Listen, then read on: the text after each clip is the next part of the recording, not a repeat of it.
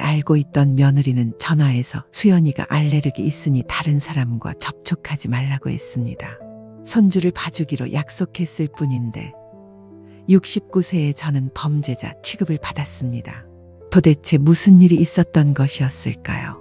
그날 오후 가을 햇살이 따스하게 내리쬐는 평화로운 집에서 박금자 씨는 베란다에 널어둔 이불을 정리하고 있었습니다. 문득 울리는 휴대폰 소리에 서둘러 거실로 들어왔습니다. 화면에 우리 아들 민수라고 떠 있었습니다. 어머니, 잘 지내셨죠? 민수 씨의 목소리가 평소보다 살짝 높게 들렸습니다. 박금자 씨는 직감적으로 무언가 부탁할 일이 있구나 싶었습니다. 아들이 특별한 일 없이 전화하는 경우가 드물었기 때문입니다. 그래, 별일 없이 잘 지내지. 너희는 어떻게 지내니? 네, 다들 잘 지내요. 그런데 어머니, 부탁드릴 게 있어서요. 역시나 부탁이었습니다. 박금자 씨는 한숨을 내쉬며 소파에 앉았습니다. 아들의 말을 들어보니 결혼 7주년 기념으로 일주일 동안 유럽 여행을 계획했다는 것이었습니다. 그래서 혹시 수연이랑 고양이 좀 봐주실 수 있으세요? 박금자 씨는 순간 말문이 막혔습니다. 단순히 손주를 맡아달라는 것이 아니라 고양이까지라니, 게다가 일주일이라는 시간도 짧지 않았습니다. 작년에 손목 인대를 다쳐 수술한 뒤로 아직도 무거운 것을 들 때면 통증이 있었습니다. 활발한 5살 아이와 까다로운 고양이를 돌보는 것은 쉬운 일이 아니었죠. 글쎄, 일주일이면 좀 긴데. 그러자 전화 너머로 민수 씨의 조르는 듯한 목소리가 들려왔습니다. 어머님, 지영이가 요즘 회사 일로 스트레스를 너무 많이 받아서요. 결혼기념일인데 특별한 추억을 만들어주고 싶어요. 어머님 아니면 부탁드릴 사람이 없어서. 박금자 씨는 속으로 한숨을 내쉬었습니다. 며느리 지영 씨는 늘 박금자 씨에게 거리를 두는 편이었습니다. 자신이 키운 자식이니 어쩔 수 없이 챙겨주게 되는 마음이었지만 최근 몇 년간 민수 부부와의 관계는 그리 가깝지 않았습니다. 그럼에도 급할 때만 전화하는 아들의 태도가 서운했습니다. 어머니, 제발요. 아침에 어린이집 보내면 저녁에 돌아와서 3시간 정도만 보시면 될 거예요. 막상 힘드신 건 없으실 거니까 저희 여행할 때만 좀 봐주세요. 박금자 씨는 잠시 생각에 잠겼습니다. 그동안 손주 얼굴 보기도 쉽지 않았는데 이참에 손주와 시간도 보내고 며느리에게 도움도 주면 관계가 좀 나아질까 하는 마음이 들었습니다. 그래, 알았다. 근데 고양이는 좀. 고양이는 정말 손이 많이 가는 편은 아니에요. 사료만 주면 돼요. 정말 감사합니다, 어머니. 전화를 끊고 나서야 박금자 씨는 자신이 얼마나 큰일을 맡게 되었는지 실감했습니다. 남편 정태식 씨에게 이 사실을 어떻게 말해야 할지도 막막했습니다. 남편은 아들 며느리에게 너무 퍼주는 것 아니냐며 종종 불만을 표했기 때문입니다. 그날 저녁 밥상을 차리며 박금자 씨는 어떻게 남편에게 이 부탁을 전할지 고민했습니다. 그러다 문득 민수 씨가 어릴 적 수학여행 가기 전날 설레던 모습이 떠올랐습니다. 이제는 다 컸지만 여전히 자신의 아들이고 그 아들이 행복했으면 하는 마음에 무거운 한숨을 내쉬었습니다. 저녁 식사 시간 밥을 먹던 정태식 씨는 아내의 이야기를 듣자마자 젓가락을 탁 내려놓았습니다. 짜증이 가득한 목소리로 말했습니다. 아니, 갑자기 무슨 소리야? 일주일씩이나 애랑 고양이를 맡아달라고? 우리를 뭘로 보는 거야? 박금자 씨는 이미 이런 반응을 예상했습니다. 남편은 워낙 고집이 세고 자존심이 강한 사람이었습니다. 아들 내외가 자신들을 함부로 대한다고 느끼면 쉽게 화를 내곤 했죠. 그래도 우리 손주인데 어쩌겠어. 결혼기념일 여행이라는데. 결혼기념일이면 뭐 매번 우리 보고 봐달라 그럴 거야. 애는 또 그렇다 쳐도 고양이 새끼까지 맡기다니. 남편의 목소리가 점점 높아졌습니다. 박금자 씨는 슬그머니 그의 밥 공기에 반찬을 올려주며 달래보았습니다. 애들이 요즘 얼마나 바쁘게 살아. 한 번쯤 도와주면 어때? 우리 수연이랑 시간도 보내고. 당신은 맨날 그렇게 챙겨주니까 아들이 당신을 더 함부로 대하는 거야. 전화해서 안 된다고 해. 박금자 씨는 입술을 깨물었습니다. 남편이 이렇게 단호하게 나오면 설득하기 어려웠습니다. 하지만 이미 민수에게 돌봐주겠다고 약속했는데 이제 와서 거절할 수는 없었습니다. 내가 이미 알겠다고 했어. 정태식 씨의 눈이 커졌습니다. 그는 숟가락을 내려놓고 한숨을 크게 내쉬었습니다. 당신도 참 내 의견은 물어보지도 않고, 당신 허리도 그렇고, 손목도 안 좋은데 어떻게 애를 일주일이나 봐줄 생각을 해? 박금자 씨는 고개를 숙였습니다. 남편 말이 틀린 것은 아니었습니다. 그녀도 사실 걱정이 많았습니다. 하지만 손주에 대한 그리움과 자식에 대한 애정이 그런 걱정을 덮어버렸습니다.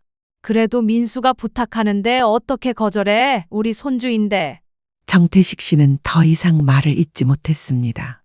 그는 밥을 다 먹지 않고 자리에서 일어나 베란다로 나가 담배를 꺼내 물었습니다. 담배를 피우는 모습이 예전보다 늙어 보였습니다. 박금자 씨는 설거지를 하며 불안한 마음이 들었습니다. 오랜 세월 함께 살아온 남편의 마음을 알기에 이번 부탁이 그에게 얼마나 부담으로 다가올지 이해했습니다. 하지만 자식이 부탁하는 일을 거절하는 것도 쉽지 않았습니다. 그날 밤 박금자 씨는 잠을 이루지 못했습니다. 문득 작년에 민수 가족이 명절에 찾아왔던 일이 떠올랐습니다. 며느리 지영 씨는 항상 바쁘다며 부엌 일은 거들지도 않았고 정작 자신은 손주를 돌보느라 제대로 쉬지도 못했습니다. 그때도 남편은 눈살을 찌푸렸었죠. 내가 너무 나이 들어서 손주 보는 것도 힘든 건가? 한숨을 내쉬며 중얼거렸습니다. 옆에서는 정태식 씨가 뒤척이더니 등을 돌렸습니다. 그는 자고 있는 척했지만 박금자 씨는 남편도 잠을 이루지 못하고 있다는 것을 알았습니다. 아들 내외가 출국하기 이틀 전 박금자 씨는 아들 집을 방문했습니다. 손주도 보고 고양이 돌보는 법도 미리 배워두려는 생각이었습니다.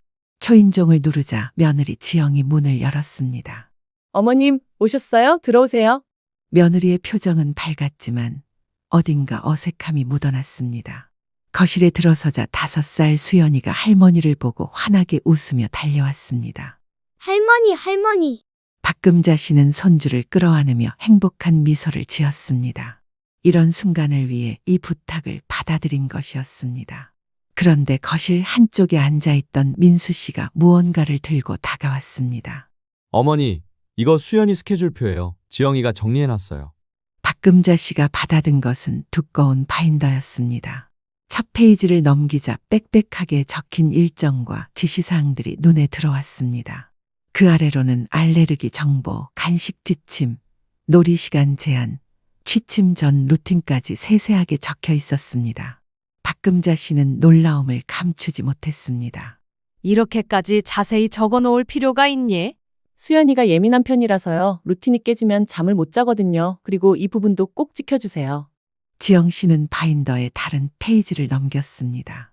거기에는 고양이 나비의 관리법이 적혀 있었습니다. 사료 주는 시간부터 화장실 청소법, 심지어 쓰다듬는 방법까지 상세하게 기록되어 있었습니다.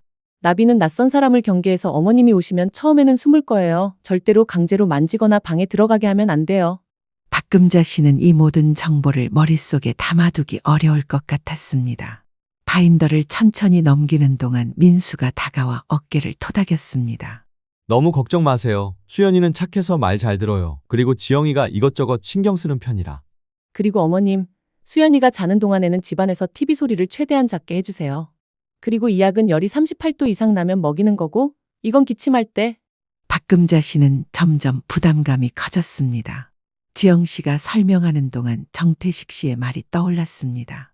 당신이 이렇게 다 받아주니까 아들 내외가 당신을 더 함부로 대하는 거야.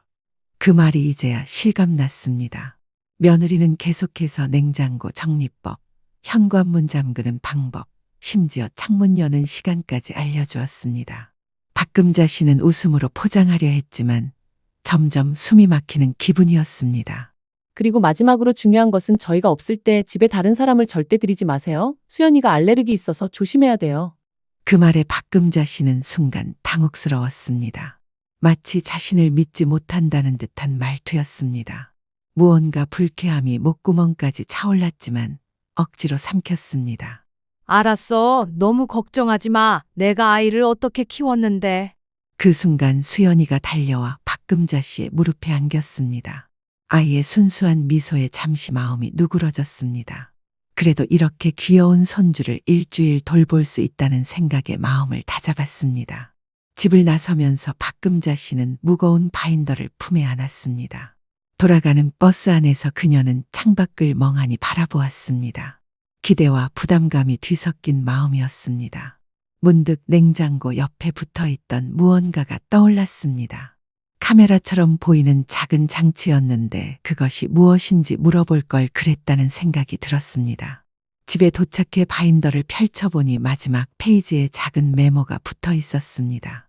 어머님, 혹시 모르니 CCTV 위치를 알려드려요. 거실과 주방에 설치되어 있어요. 수연이 안전을 위해 설치한 거니 신경 쓰지 마세요.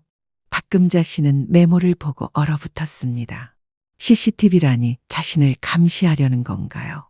불쾌함이 밀려왔지만 이미 약속한 일이었습니다.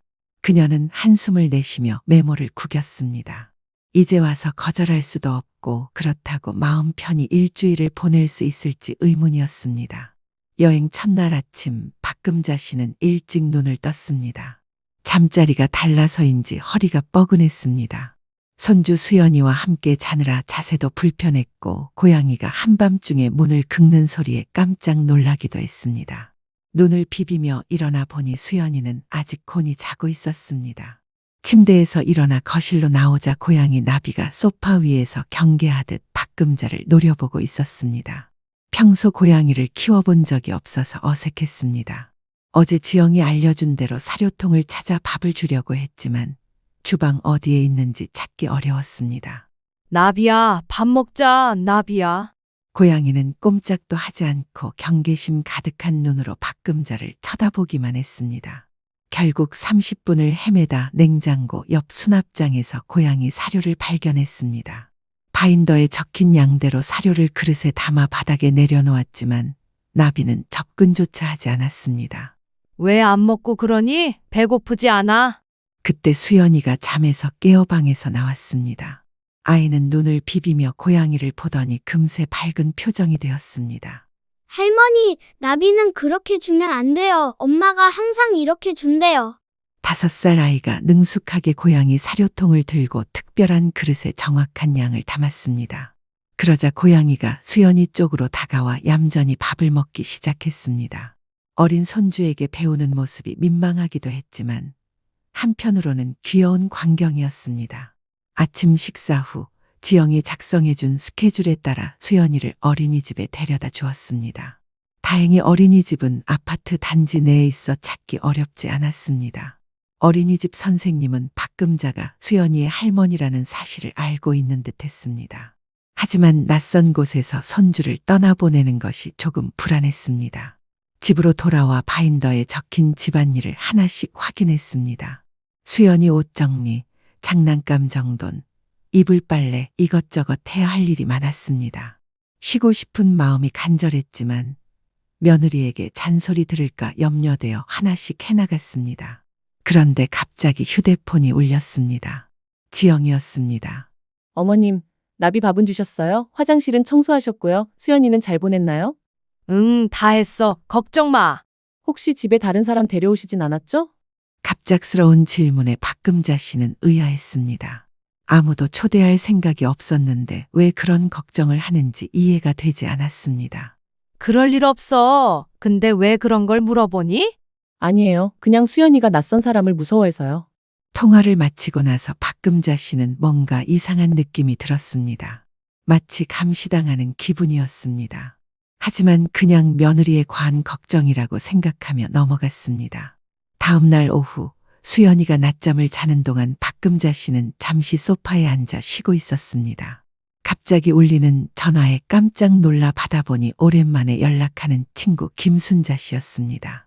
반가운 마음에 이런저런 얘기를 나누던 중 순자 씨가 내일 잠깐 들러도 되겠냐고 물었습니다. 그러고 싶은데 지금 아들네 집에서 손주 봐주고 있어서. 아이고, 그럼 내가 잠깐 들를게. 한참 못 봤잖아. 내가 수박도 한 통 사갈게. 박금자 씨는 잠시 망설였습니다. 며느리가 집에 누구도 들이지 말라고 했던 말이 떠올랐기 때문입니다. 하지만 오랜 친구가 잠깐 들르는 것이 무슨 문제가 될까 싶었습니다. 그래, 그럼 내일 수연이 어린이집 간 시간에 와. 12시쯤 오면 될 거야. 통화를 마치고 한참 뒤 또다시 휴대폰이 울렸습니다. 이번에는 지영이었습니다. 목소리가 평소보다 조금 날카로웠습니다. 어머님, 혹시 내일 누구 만나기로 하셨어요? 박금자 씨는 순간 당황했습니다. 어떻게 알았을까 하는 의구심이 들었습니다. 아, 그냥 오랜 친구가 잠깐 들른 데서. 어머님, 어제 말씀드렸잖아요. 집에 아무도 들이지 말라고요. 수연이 물건에 알레르기 있는 사람 오면 안 돼요. 잠깐 차 한잔 하고 가는 건데 수연이도 어린이집 가고 없을 텐데 뭐가 문제니? 아니에요. 어머님, 그냥 저희 집 규칙이에요. 친구분께 연락해서 취소하세요. 박금자 씨는 기가 막혔습니다. 어른을 이렇게 통제하는 며느리의 태도가 이해되지 않았습니다. 더구나 자신도 모르는 사이에 친구에게 연락한다니 이것은 분명 자신의 통화를 엿듣고 있다는 뜻이었습니다. 통화가 끝나고 나서 박금자 씨는 의심스러운 마음에 집안을 둘러보기 시작했습니다. CCTV 근처, 책장 위, 화분 뒤 어디에도 이상한 점은 보이지 않았습니다. 하지만 부엌 한쪽 구석에 있는 작은 기계가 눈에 들어왔습니다. 가까이 다가가 보니 작은 카메라 렌즈처럼 보였습니다. 아마 며느리가 말했던 CCTV 같았습니다. 그 순간 수연이가 낮잠에서 깨어났습니다. 아이가 거실로 나오자 박금자 씨는 물었습니다. 수연아, 저기에 저건 뭐니? 아, 그거요. 그건 CCTV예요. 엄마가 집에 없을 때 저랑 나비 보려고 설치했대요. 박금자의 가슴이 철렁 내려앉았습니다. 그제서야 며느리가 어떻게 자신의 통화 내용을 알았는지 이해가 됐습니다. 손주의 안전을 위해 설치했다고는 했지만 그 CCTV로 자신을 감시하고 있던 것이었습니다. 이틀 후 오전 박금자 씨는 어린이집에 수연이를 데려다주고 장을 보러 나갔습니다. 마침 시장에 들렀다가 싱싱한 수박이 눈에 띄어 하나 샀습니다. 여름이라 손주가 좋아할 것 같았습니다. 그리고 지난번 약속을 취소해야 했던 친구 김순자 씨에게도 미안한 마음이 있어서 조금 잘라 가져다 주기로 했습니다. 친구 집에서 잠시 이야기를 나누고 돌아오는 길에 휴대폰이 울렸습니다. 또다시 지영이었습니다. 이번에는 목소리가 떨리는 것 같았습니다. 어머님, 지금 어디 계세요? 장 보고 집에 가는 길이야. 수박 사셨죠? 누구 만나셨어요? 박금자 씨는 순간 멈춰 섰습니다. 다시 한번 감시당하고 있다는 사실을 실감했습니다. 화가 치밀어 올랐지만 참고 대답했습니다. 그래, 수박 하나 샀어. 수연이 주려고. 근데 어떻게 알았니? 그게 중요한 게 아니라 누구 만나셨냐고요. 친구 잠깐 만났어. 수박 조금 나눠주려고. 어머님, 제가 뭐라고 했어요? 다른 사람들과 접촉하지 말라고 했잖아요. 수연이가 알레르기 있다고요. 내가 접촉한 게 아니라 친구 집에 잠깐 들른 거야. 수연이랑 만나지도 않았는데 무슨 알레르기야. 통화가 끝난 후 집으로 돌아온 박금자 씨는 문 앞에서 깊은 한숨을 내쉬었습니다. 현관문을 열자마자 거실 한쪽에 있는 CCTV가 눈에 들어왔습니다. 이제는 그 카메라가 부엌뿐만 아니라 거실 곳곳에도 있다는 것을 알 수 있었습니다. 그 순간 박금자 씨의 휴대폰이 울렸습니다. 지영이었습니다. 어머님, 수박 씻어서 냉장고에 넣으셨죠? 씻을 때 세제 사용하셨나요? 유기농 세제만 써야 하는데. 박금자 씨는 할 말을 잃었습니다. 자신의 모든 행동이 지금 이 순간에도 며느리가 지켜보고 있다는 사실에 온몸에 소름이 돋았습니다. 이것은 단순한 감시가 아니라 자신의 존엄성을 완전히 무시한 행동이었습니다. 박금자 씨는 손자가 잠든 뒤 소파에 털썩 주저앉아 한동안 멍하니 벽만 바라보았습니다. 자신의 모든 행동이 지영 씨에게 실시간으로 감시되고 있다는 사실이 믿기지 않았습니다. 화장실 가는 것, 냉장고 여는 것, 심지어 소파에 앉아 CCTV를 보는 것까지 모든 것이 감시당하고 있었다니 사생활이 완전히 침해된 느낌이었습니다. 박금자 씨는 가슴이 답답해 창문을 활짝 열었습니다. 머릿속에서는 온갖 생각이 뒤엉켰습니다. 이런 식으로 감시하면서 내게 손주를 맡기다니 그렇게 믿지 못할 사람이라면 애초에 부탁하지 말았어야지. 맡기고 나서도 사람 취급을 안 하고 감시 카메라로 지켜보고 있었다니 기가 막혔습니다. 박금자 씨는 손주를 어린이집에서 데려와야 한다는 사실을 기억하고 정신을 차렸습니다. 어린이집으로 향하는 길에도 분노가 가라앉지 않았습니다. 오랜 인생을 살아왔지만 이렇게 모욕적인 일은 처음이었습니다. 어린이집에 도착해 수연이를 데리고 나오는 동안에도 마음은 복잡했습니다. 손주를 보는 마음은 여전히 사랑스러웠지만 동시에 이 아이를 돌보는 자신이 믿을 수 없는 사람으로 취급받고 있다는 사실이 가슴을 아프게 했습니다. 수연이는 평소와 다름없이 할머니에게 달려와 안겼습니다. 아이의 순수한 미소에 잠시 마음이 누그러졌지만 집으로 돌아가는 길에 또다시 분노가 치밀어 올랐습니다. 집에 도착하자 수연이가 물었습니다. 할머니, 왜 화났어요? 얼굴이 빨개졌어요.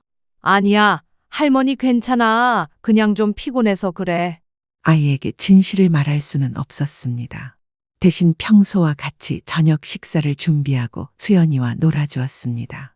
그러나 끊임없이 시선이 CCTV로 향했고 모든 행동이 감시당하고 있다는 불편함에 자연스럽게 행동할 수 없었습니다. 수연이를 재운 후 박금자 씨는 결심했습니다. 남편에게 전화를 걸어 상황을 설명했습니다. 처음에는 믿지 않던 정태식 씨도 박금자 씨의 단호한 목소리에 심각성을 느꼈습니다. 정말이야. 그게 사실이라면 당장 집에 오라고 해. 애들 지금 해외여행 중이잖아. 그리고 여보, 나 정말 견디기 힘들어. 내일 아침에 수연이 어린이집 보내고 집으로 갈래? 여기에 있다가는 숨 막혀 죽을 것 같아. 그 말을 듣자 정태식 씨도 화가 났습니다. 손주를 봐주는 것도 고맙게 여기지 않고 오히려 감시까지 하다니 이해할 수 없는 일이었습니다. 그래, 그게 좋겠다. 박금자 씨는 통화를 마치고 깊은 한숨을 내쉬었습니다. 결정을 내리기까지 마음이 무척 아팠지만 이런 상황에서 계속 머물 수는 없었습니다. 자신의 존엄성을 지키는 것이 더 중요했습니다. 그래도 수연이는 어쩌지, 아이는 아무 잘못도 없는데. 한편으로는 당장 짐을 싸서 떠나고 싶었지만 다른 한편으로는 손주를 두고 가는 것이 망설여졌습니다. 밤새 뒤척이다 결국 새벽녘에 남편에게 전화를 걸었습니다. 수연이가 걱정돼. 애들 며칠 있다가 올 테고. 그래도 당신의 자존심이 더 중요해. 애들 보고 당장 한국으로 오라고 해. 부모 알기를 이렇게 우습게 안다니 괘씸해서 더는 못 봐주지. 수연이 데리고 와. 그 집에 더는 있지 말고. 통화를 마치고도 쉽게 잠들지 못했습니다. 아침이 되자 아이는 눈을 비비며 일어났습니다. 할머니, 오늘은 뭐예요? 오늘은 어린이집 갔다가 할머니 집에 가야 할 것 같아. 왜요? 순진한 눈빛으로 묻는 손주의 말에 알 수 없는 감정이 들었습니다. 할머니 집에 할아버지가 혼자 계셔서 가야 할 것 같아. 엄마 아빠도 며칠만 자면 오니까 그때까지 할머니 집에 같이 가 있자. 어린이집으로 가는 길, 수연이는 평소보다 더 할머니 손을 꼭 잡았습니다. 아이도 뭔가 느끼는 듯했습니다. 어린이집 앞에서 박금자 씨는 무릎을 굽혀 수연이의 눈을 마주 보았습니다. 수연아, 할머니가 이따가 데리러 올게. 선생님 말씀 잘 들어. 수연이를 안아주고 등원을 시키고 나니 발걸음이 무거워졌습니다. 집으로 돌아가 짐을 챙기는 동안에도 눈물이 계속 흘렀습니다. 손수건으로 눈물을 닦으며 주변을 둘러보았습니다. CCTV가 여전히 자신을 지켜보고 있다는 생각에 화가 치밀었습니다. 지영아, 보고 있지? 네가 이렇게 나를 감시할 거면 나도 더 이상 여기 있을 이유가 없어. 소리내어 말하고 나니 오히려 속이 시원했습니다. 짐을 다 챙기고 잠시 숨을 고르려 소파에 앉았습니다. 휴대폰이 울려 화면을 보니 이번에는 아들 민수 씨였습니다. 어머니, 어디 가세요? 짐은 왜 챙기신 거예요? 집에 가려고. 감시당하는 집에서는 더 이상 못 있겠다. 그리고 니들도 최대한 빨리 귀국해라. 나 수연이 보는 것도 힘들고 오늘 수연이 데리고 집에 갈 테니까 그렇게 알아. 고향인지 뭔지도 니네가 와서 알아서 해. 그렇게 소중하고 귀하면 니들이 직접 봐야지. 난 이런 기분 느끼면서 손주 봐주고 고양이 새끼까지 봐주고 못하겠다. 어머니, 그게 아니라 지영이가 그냥 걱정돼서 그런 거예요. 수연이 안전을 위해서. 수연이 안전? 내가 수연이를 해칠 사람으로 보이니? 그렇게 믿지 못할 사람이라면 애초에 맡기지를 말았어야지. 민수 씨는 당황한 듯 어쩔 줄 몰라 했습니다. 박금자 씨의 결심이 확고하다는 것을 알았는지 결국 한숨을 내쉬며 물었습니다. 어머니, 그래도 수연이는요? 어린이집에서 누가 데려와요? 내가 데려와서 집에 갈 거야. 최대한 빨리 와라. 난 더 이상 너희 부탁은 들어줄 수 없어. 민수 씨는 어머니의 단호한 태도에 더 이상 뭐라 말할 수 없어 보였습니다. 현관문을 나서는 순간 다시 한번 휴대폰이 울렸습니다. 화면을 보니 지영 씨였습니다. 잠시 받을까 말까 고민했지만 마지막 말이라도 해야겠다는 생각에 전화를 받았습니다. 어머님, 지금 뭐 하시는 거예요? 어디 가시려고요? 목소리에서 당혹감이 묻어났습니다. 분명 CCTV로 박금자 씨가 짐을 챙기는 모습을 보고 전화한 것이었습니다. 그리고 조금 전에 아들과 통화한 내용을 분명히 전해 들었을 테죠. 집에 가려고 너희가 여행 간다고 해서 손주 봐준다고 했지 감시당하겠다고 한 적은 없어. 어머님, 감시가 아니라 그냥 걱정돼서. 걱정? 그게 걱정이라고 생각하니? 내 사생활을 24시간 들여다보는 게 정상이라고 생각해? 나도 인간이야. 나한테도 프라이버시가 있어. 잠시 침묵이 흘렀습니다. 지영 씨가 뭐라고 변명하려는 것 같았지만 박금자 씨는 그럴 틈을 주지 않았습니다. 이게 지금 말이 된다고 생각하니? 이건 범죄야. 사람을 이렇게 몰래 촬영하는 게. 제 집 제가 찍어서 보는 게 왜 범죄예요? 어머님이 저희 집에 계신 거잖아요. 너는 그렇게 사생활 중요하게 생각하는 사람이 남의 사생활은 이렇게 무시하는구나. 넌 부모라면 사생활도 없고 존엄성도 없는 줄 아는 모양이지. 그 말에 지영 씨는 잠시 말문이 막힌 듯 했습니다. 그러다 갑자기 어조를 바꾸어 말했습니다. 결국엔 어머님도 저희 없을 때 몰래 친구분 데려오셨잖아요. 카메라 없었으면 저도 몰랐겠죠. 그 친구는 수박 나눠주러 잠깐 들렀던 거야. 그게 그렇게 잘못된 일이니? 내가 집에서 무슨 파티라도 열었어? 어쨌거나 사전에 말을 안 하셨잖아요. 뻔뻔한 말투에 박금자의 인내심이 한계에 달했습니다. 결국 폭발하고 말았습니다. 그렇게 불안하면 왜 맡긴 거야? 나도 이런 식으로 감시당하면서 부탁 들어주고 싶은 마음 없어. 그리고 음흉하고 위험한 사람 취급하지 마. 내가 뭘 잘못했다고 그런 식으로 말하는 거야? 지금 저보고 말씀하신 거예요? 그래, 네가 그렇게 불안해하고 의심하면서 애를 맡길 생각을 했다는 게 이해가 안 돼. 그렇게 내가 하는 게 마음에 안 들면 네가 와서 직접 돌봐. 나는 이제 집에 갈 테니까. 민수한테도 말했지만 당장 와라.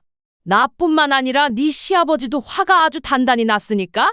지영 씨가 뭐라고 더 말하려 했지만 박금자 씨는 이미 전화를 끊었습니다. 숨이 가빠지고 가슴이 두근거렸습니다. 평소에는 이렇게 감정을 드러내지 않았는데 억울함과 분노가 한꺼번에 터져 나온 것 같았습니다. 얼마의 시간이 흐른 뒤 손주의 하원 시간에 맞춰 집을 나서는 박금자 씨의 발걸음은 무거웠지만 동시에 어떤 해방감도 느껴졌습니다. 손주와 함께 택시에 올라타며 창밖으로 아들의 아파트를 바라보았습니다. 눈물을 삼키며 택시 기사에게 주소를 말했습니다. 이제 남편이 있는 집으로, 자신을 존중해주는 공간으로 돌아갈 시간이었습니다. 그날 저녁 박금자 씨가 집에 돌아오자 정태식 씨는 현관문 앞에서 걱정스러운 표정으로 기다리고 있었습니다. 부부는 서로를 바라보다가 말없이 포옹했습니다. 그동안 아들과 며느리가 보낸 수십 통의 부재중 전화와 문자는 무시했습니다. 남편 정태식 씨는 함께 온 손주를 따뜻하게 반겨주면서도 박금자 씨를 걱정하는 눈빛으로 쳐다봤습니다. 많이 힘들었지? 들어와서 얘기해. 그 집에서 하루만 더 있었어도 내가 미쳤을 거야. 수연이 재우고 이야기하자. 손주가 저녁을 먹은 뒤 피곤했는지 생각보다 일찍 잠에 들었습니다. 두 사람은 거실에 앉아 차를 마셨습니다. 박금자 씨는 자초지종을 모두 털어놓았습니다. CCTV로 감시당했던 일, 친구가 방문했다고 지영이 화를 냈던 일까지. 말을 할수록 목이 메었지만 속에 담아두기보다는 남편에게 다 이야기하는 것이 필요했습니다. 정태식 씨의 얼굴은 점점 붉어졌습니다. 평소 무뚝뚝하고 과묵한 남편이었지만 이번만큼은 분노를 감추지 못했습니다. 내가 처음부터 그럴 줄 알았어. 손자 봐달라는 부탁부터가 수상했어. 이제 와서 보니 우리를 이용하려고 한 거였구만. 박금자 씨는 남편의 말에 고개를 끄덕였습니다. 하지만 그녀의 마음 한편에는 여전히 수연이에 대한 걱정이 남아 있었습니다. 예민한 아이다 보니 엄마 아빠가 자신들과 혹여나 갈등을 빚는 모습이라도 볼 때면 아이가 얼마나 혼란스러울지 생각하니 가슴이 아팠습니다. 그때 박금자의 휴대폰이 다시 울렸습니다. 이번에는 딸 혜진이었습니다. 박금자 씨는 안도의 한숨을 내쉬며 전화를 받았습니다. 혜진아, 어쩐 일이니? 엄마, 오빠한테 연락 받았어요. 엄마가 집으로 돌아오셨다며 무슨 일 있었어요? 박금자 씨는 딸에게도 상황을 간략히 설명했습니다. 해외에 살고 있는 혜진은 믿을 수 없다는 반응이었습니다. 엄마, 정말 너무하네요. 어떻게 그런 식으로. 오빠가 지금 프랑스에서 급히 귀국한다고 해요. 뭐? 여행 중간에 돌아온다고? 네, 오빠가 방금 전화해서 급히 비행기표를 바꿨대요. 지영 언니도 같이요. 전화를 끊고 박금자 씨는 복잡한 심정이 되었습니다. 한편으로는 아들이 상황을 심각하게 받아들여 귀국한다는 것이 다행이라고 생각했지만 다른 한편으로는 그들의 여행이 망쳐진 것에 미안한 마음도 들었습니다.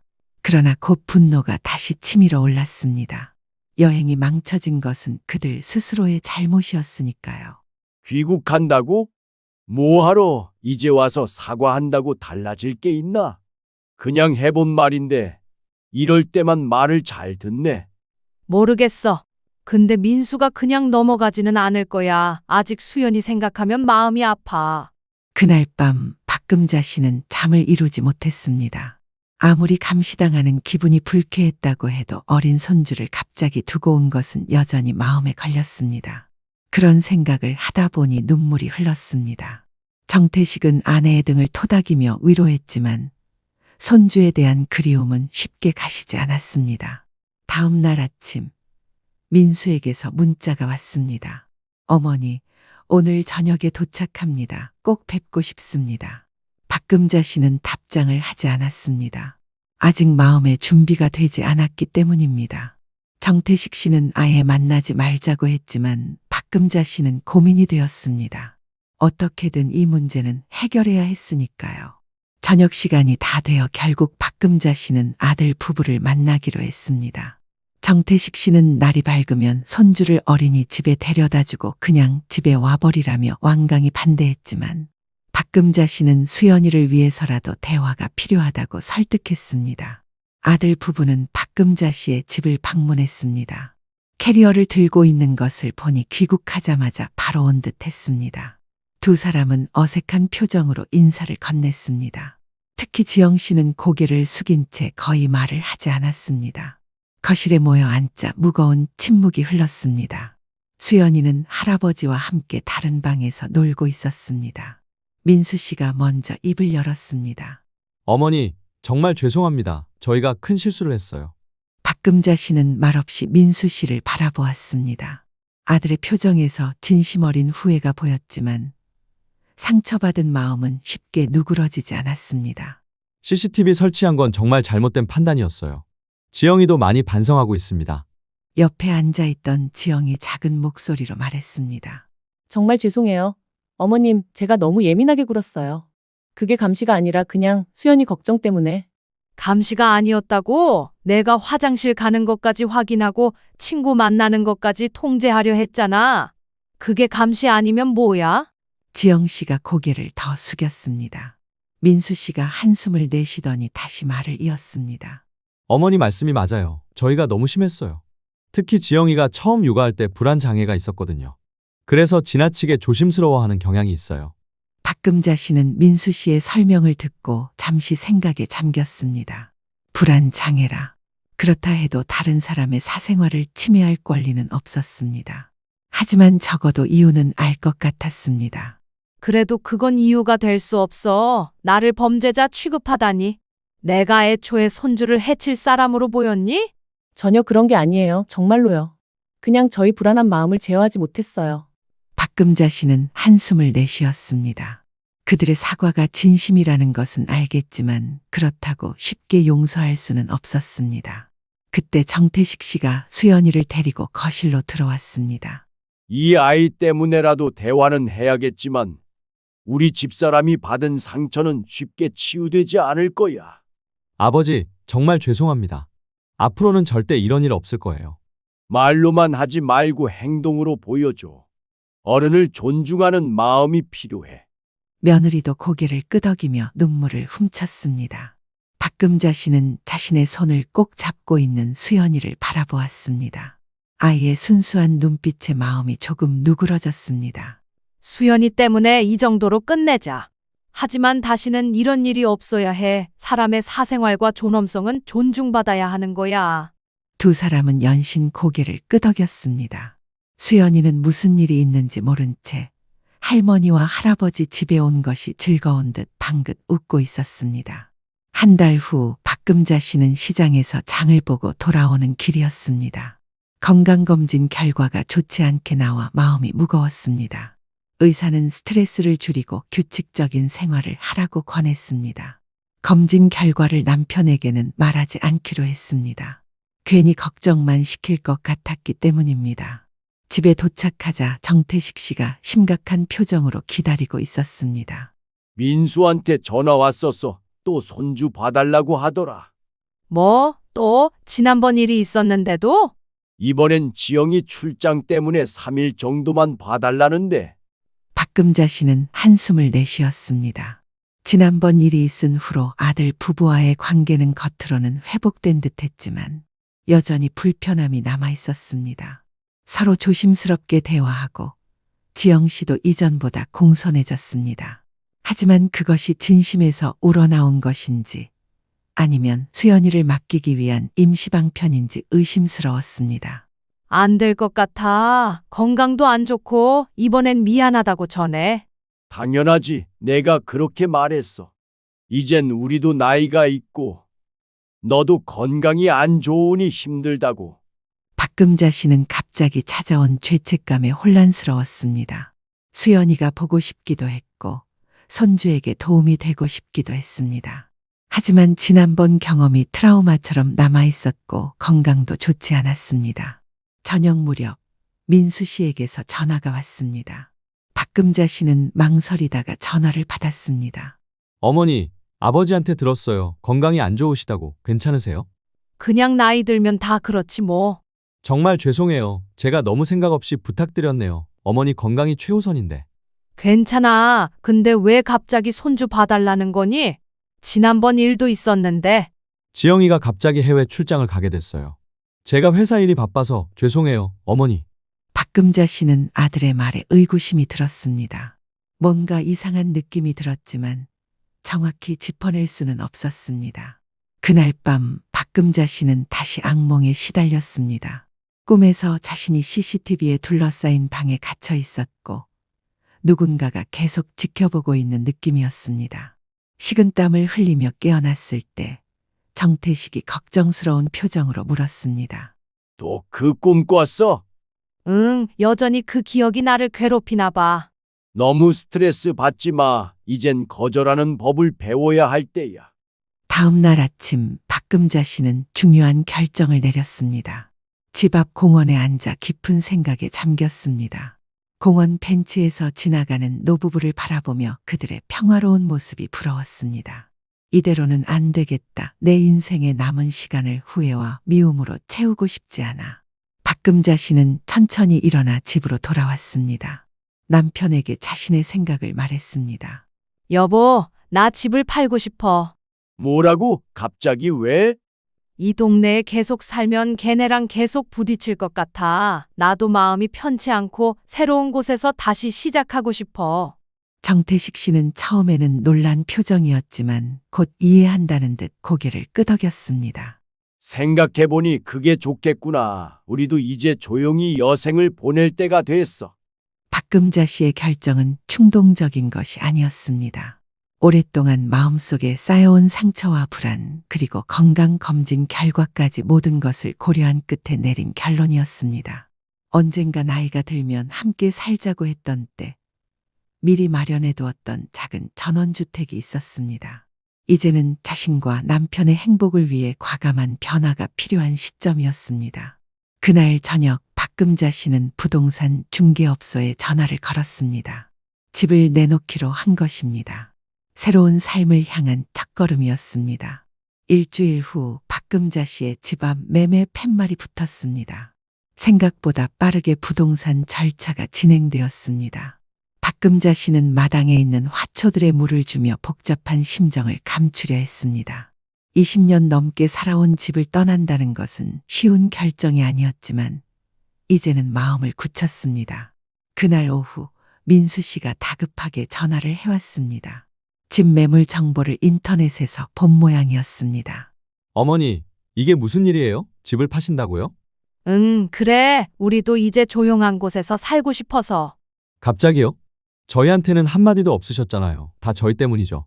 박금자 씨는 잠시 말을 고르며 깊은 숨을 들이마셨습니다. 아들의 목소리에서 당혹감과 죄책감이 느껴졌습니다. 꼭 너희 때문만은 아니야. 여러 가지 생각을 했어. 나이도 있고 이젠 좀 더 조용한 곳에서 살고 싶어. 그래도 갑자기 이러시면 어디로 가실 건데요? 저희랑 더 멀어지면 수연이도 자주 못 보게 될 텐데. 박금자 씨는 가슴이 아팠습니다. 수연이를 못 보게 될지도 모른다는 생각에 눈시울이 붉어졌지만 단호하게 대답했습니다. 그건 우리가 결정할 일이야. 너희가 정말 보고 싶다면 거리가 문제가 되진 않을 거야. 전화를 끊고 나서 박금자 씨는 거실 소파에 앉아 한참 동안 생각에 잠겼습니다. 정태식 씨가 옆에 와서 어깨를 토닥였습니다. 괜찮아. 우리가 옳은 결정을 한 거야. 저녁 무렵 예상치 못하게 아들 내외가 집을 방문했습니다. 지영의 표정은 처음 보는 진지함이 깃들어 있었습니다. 어머님, 정말 이사 가시는 거예요? 저희 때문이라면 정말 죄송해요. 다시는 그런 일 없을 거예요. 이제 와서 그런 말해도 소용없어. 우리도 이제 조용히 살 때가 됐어. 어머니, 제발요. 다시 한 번만 생각해 보세요. 수연이가 할머니, 할아버지 보고 싶어 할 거예요. 이번에는 정태식 씨가 단호하게 말했습니다.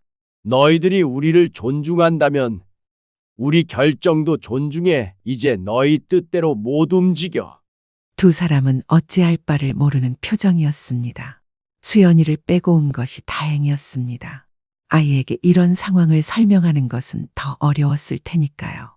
그날 밤 박금자 씨는 창밖을 바라보며 깊은 생각에 잠겼습니다. 아들 부부의 방문은 마음을 흔들었지만 결심을 바꿀 정도는 아니었습니다. 이미 너무 많은 상처가 쌓였고 이제는 자신과 남편의 행복을 위해 결단을 내려야 할 때였습니다. 이틀 뒤 부동산 중개인이 연락해 왔습니다. 매물을 본 사람이 있다고 했습니다. 박금자 씨는 이제 정말 떠나게 될지도 모른다는 생각에 묘한 감정이 밀려왔습니다. 두려움과 설렘이 교차하는 기분이었습니다. 집이 팔리면 그 돈으로 노후 자금에 보태면 될 듯 했습니다. 평상시 사치를 부리는 성격이 아니었기에 돈이 없진 않았지만 약간의 여유가 더 생기니 왠지 모르게 마음이 편안해지는 듯 했습니다.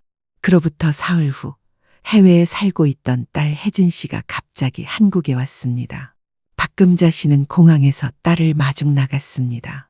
오랜만에 보는 딸의 모습에 눈물이 날 것 같았지만 꾹 참았습니다. 엄마, 집 파신다면서요? 오빠한테 들었어요. 그래, 우리도 이제 조용히 살고 싶어서. 집으로 돌아오는 길, 혜진 씨는 계속해서 이사 계획에 대해 물었습니다. 박금자 씨는 최대한 차분하게 설명했지만 딸의 표정에서 걱정이 묻어났습니다. 진짜 다 오빠네 가족 때문이죠? 지영 언니가 CCTV로 감시했다는 게 말이 안 돼요. 그것뿐만이 아니야. 여러 가지가 있었어. 집에 도착해서 혜진 씨는 아버지와도 인사를 나눴습니다. 딸이 온다는 소식에 정태식 씨도 기뻐했지만 왜 왔는지 알고 나서는 표정이 어두워졌습니다. 저녁 식사 후 혜진 씨는 박금자에게 조용히 말을 걸었습니다. 엄마, 우리 좀 얘기해요. 둘은 방으로 들어갔습니다. 혜진 씨의 표정은 진지했습니다. 엄마, 저는 엄마 편이에요. 오빠네가 정말 너무했어요. 그래도 이렇게 갑자기 집을 파시는 건. 갑자기가 아니야. 오랫동안 생각해온 거야. 이제 나도 내 인생을 살아야 할 때가 됐어. 그래도 수연이는 어쩌고요? 저도 멀리 있어서 자주 못 오는데 이제 두 분마저 멀어지면. 박금자 씨의 눈에 눈물이 고였습니다. 손주 생각은 늘 가슴 아팠습니다. 하지만 자신의 삶도 중요했습니다. 수연이는 걱정 마. 멀어진다고 안 볼 수는 없잖아. 그리고 너희 오빠가 정말 우리를 보고 싶어 한다면 찾아올 수 있을 거야. 혜진 씨는 잠시 침묵했다가 어머니의 손을 꼭 잡았습니다. 엄마, 솔직히 처음엔 두 분이 너무 심하게 반응하시는 게 아닌가 생각했어요. 그런데 오빠랑 통화해보니 정말 너무했더라고요. 엄마가 상처받으셨을 만해요. 박금자 씨는 딸의 이해에 안도했습니다. 적어도 혜진 씨는 자신의 마음을 이해해 주는 것 같았습니다. 제가 엄마 도와드릴게요. 이사 준비하시는 거, 새 집 알아보는 것도요. 우리 여수에 미리 마련해둔 집이 있다. 이 집만 팔리면 짐 정리해서 바로 갈 생각이야. 굳이 집을 알아볼 필요는 없어. 그래도 생각해줘서 고맙다. 박금자 씨는 딸을 꼭 안아주었습니다. 비록 멀리 살지만 이렇게 이해해주는 딸이 있어 감사했습니다. 그날 밤 박금자 씨는 오랜만에 편안한 마음으로 잠들 수 있었습니다. 한 달 후 박금자 씨의 집이 드디어 팔렸습니다. 생각보다 빠르게 일이 진행되어 2달 안에 이사를 나가야 했습니다. 이사 준비를 하면서 박금자 씨는 20년 넘게 모아온 물건들을 정리했습니다. 오래된 사진첩을 넘기다가 수연이의 돌잔치 사진이 나왔습니다. 그때는 아직 아들 내외와 관계가 나쁘지 않았을 때였습니다. 사진 속 웃고 있는 가족들의 모습에 가슴이 저렸습니다. 그때 현관 초인종이 울렸습니다. 문을 열어보니 민수 씨가 수연이와 함께 서 있었습니다. 수연이는 할머니를 보자마자 달려와 안겼습니다. 할머니 이사 가신다면서요? 저 안 데려가실 거예요? 박금자 씨는 수연이를 꼭 안아주었습니다. 순진한 아이의 질문에 가슴이 미어졌습니다. 수연아, 할머니는 좀 멀리 가게 됐어. 하지만 자주 보러 올게. 어머니, 정말 이사 가시는 거예요? 한 번만 더 생각해 보시면. 이미 결정했어. 집도 팔렸고. 그럼 정확히 여수 어디예요? 주소라도 알려주세요. 나중에 찾아뵐게요. 나중에 우리도 거기 가서 적응 좀 하고 마음 좀 편안해지면 그때 연락할게. 민수 씨의 표정이 어두워졌습니다. 뒤늦게 후회하는 기색이 역력했지만 이미 돌이킬 수 없는 상황이었습니다. 박금자 씨는 완전한 단절까지는 아니더라도 일정한 거리를 두고 싶었습니다. 그래도 연락은 되겠죠? 수연이가 할머니 너무 보고 싶어 할 텐데. 박금자 씨는 잠시 망설이다가 대답했습니다. 연락처는 그대로야. 정 보고 싶으면 전화하렴. 수연이는 할머니가 정말 가버린다는 사실을 이해하지 못하고 있었습니다. 그저 할머니와 놀고 싶다는 마음뿐이었습니다. 박금자 씨는 손주를 꼭 안아주며 마음속으로 작별 인사를 했습니다. 이사 당일 2사람은 아침 일찍 일어났습니다. 이미 대부분의 짐은 미리 옮겨 놓았고 몇 가지 중요한 물건들만 남아 있었습니다.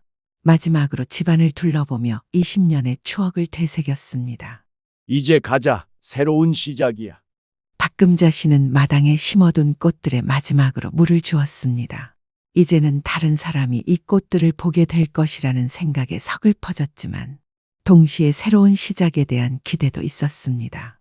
제법 오랜 시간이 걸려 여수에 도착했습니다.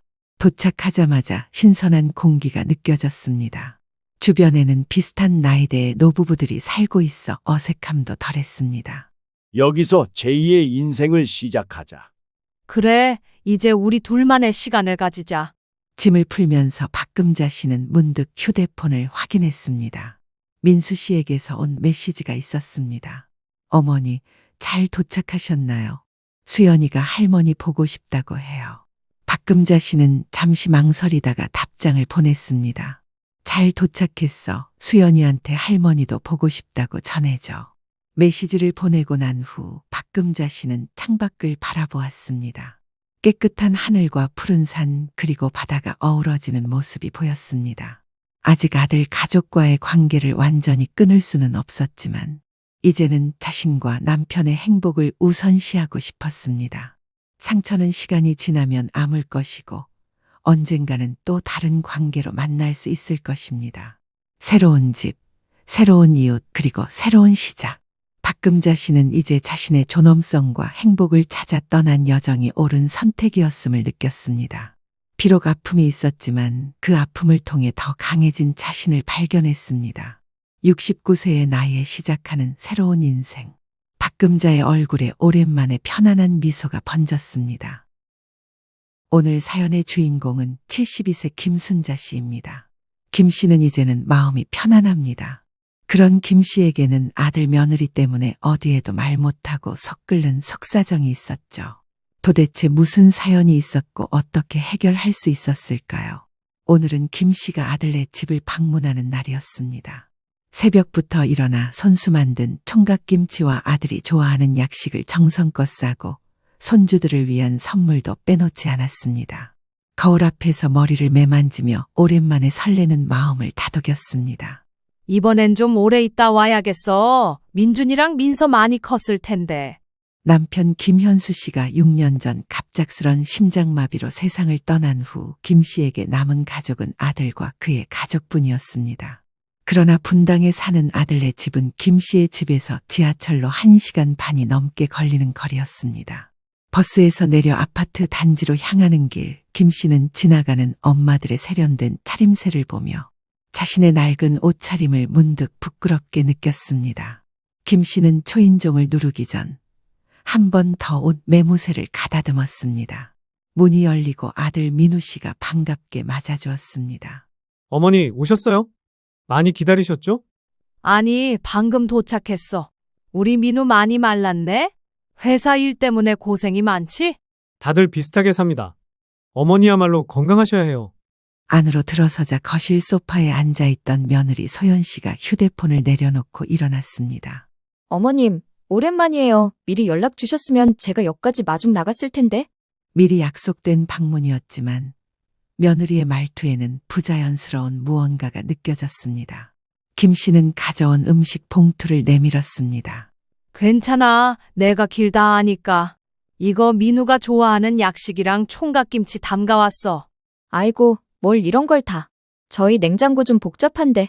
김 씨에게 봉투를 받아든 며느리의 말끝은 흐려졌고 그녀는 시선을 피하며 봉투를 식탁 위에 올려놓았습니다.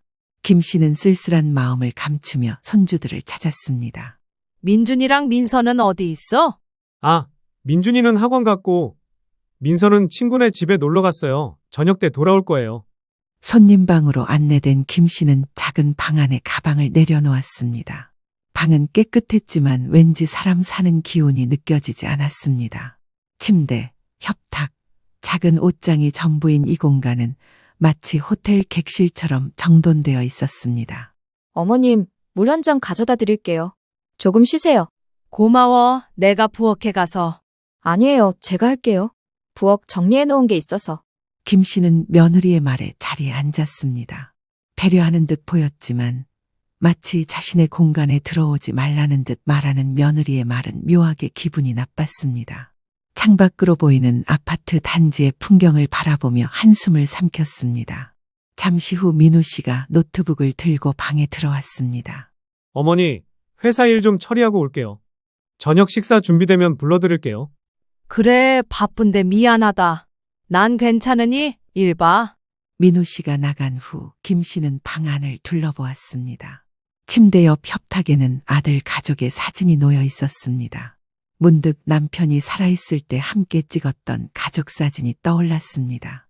오후 내내 방에 머물던 김 씨는 결국 지루함을 못 이기고 거실로 나갔습니다. 며느리는 거실 소파에 앉아 태블릿으로 무언가를 열심히 하고 있었습니다. 소연아, 뭐 도울 일 없니? 내가 좀 심심하네. 괜찮아요, 어머님. 제가 다 준비할게요. 오늘은 손님이시니까 편하게 계세요.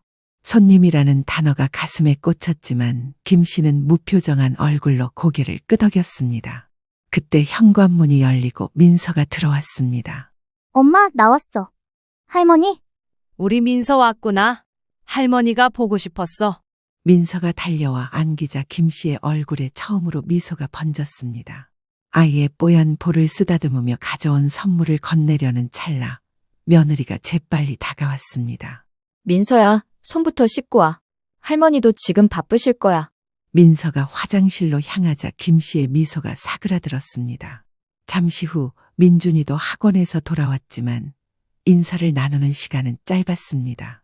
그날 저녁 식사 시간 식탁은 화려했습니다. 며느리가 주문한 고급 일식 도시락과 샐러드가 테이블 위에 정갈하게 놓여 있었습니다. 순자 씨가 가져온 약식과 총각김치는 구석에 작게 덜어져 있었습니다. 어머니, 오늘은 소연이가 특별히 주문했어요. 이 식당 예약하기 진짜 힘들다던데?